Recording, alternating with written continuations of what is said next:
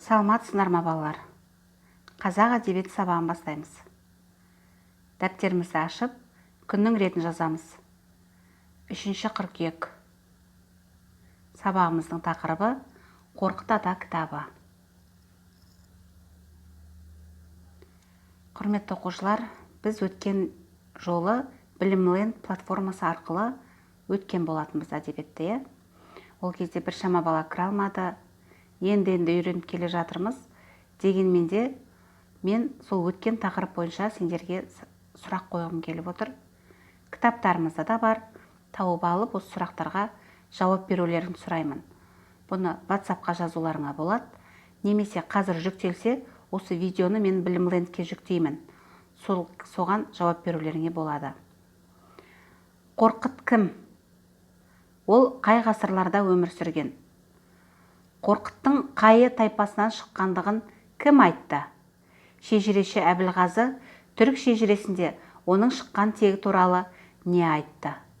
Осы 4 сұраққа жауапты балалар мен сендерден күтетін боламын. Ауызша аудиомен жіберсеңдер де болады. Егер де Білімлендке жүктелген болса, сол жаққа жауап берсеңдер тіпті жақсы. Қорқыт ата кітабының 2 нұсқасы сақталған екен балалар. Оның бірі Германиядағы Дрезден кітапханасының сирек кездесетін қолжазбалар қорында сақтаулы тұр. Дрезден нұсқасы Қорқыт атаның Оғыз тайпасы тіліндегі кітабы деп аталады. Бұл нұсқада Қорқыттың 12 жыры толық берілген. Біз де осы 12 жыры жайында білуіміз қажет. Себебі бізде осы 12 жыр толығымен тараған. Бұл қолжазба кітаптың мұқабасында көрсетілген аты Кітаби Дедем Коркут Ғали Лисани Тайфаи Угузан, яғни Қорқыт атаның Оғыз тайпасы тіліндегі кітабы деген атпен жарық көрді. Қорқыт ата кітабының 2-ші қолжазба нұсқасы Ватикандағы Апостолика кітапханасында сақталған. Бұл қолжазбада 6 жыр бар. Аталмыш жырды итальян тіліне тұңғыш рет аударған ғалым Этторе Росси болды. Қорқыт ата кітабы түркі тектес халықтардың ежелгі тарихын, байырғы тұрмысын, әдет-ғұрпын, салт-санасын, ақындық дәстүрін танытатын эпикалық әрі тарихи мұра. Қорқыт ата хикаясы ерте замандарда Сырдария бойын мекен еткен Оғыз Қыпшақ тайпалары арасында туып, сан ғасырлар бойы ұрпақтан ұрпаққа тараған.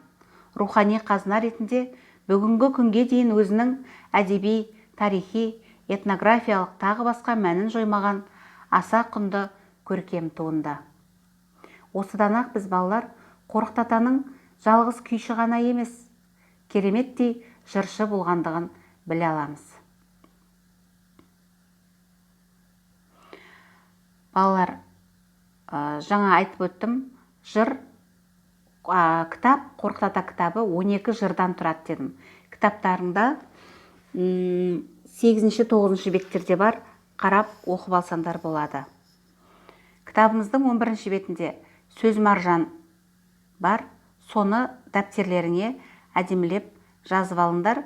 Жазып қана қоймай, әрбір сөздің шығу тегіне назар аударамыз.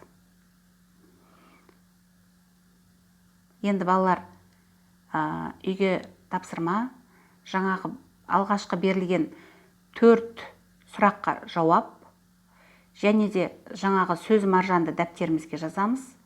Сонымен қатар Қорқыт ата кітабы туралы қандай зерттеулер бар, соларды қосымша ізденіп оқимыз.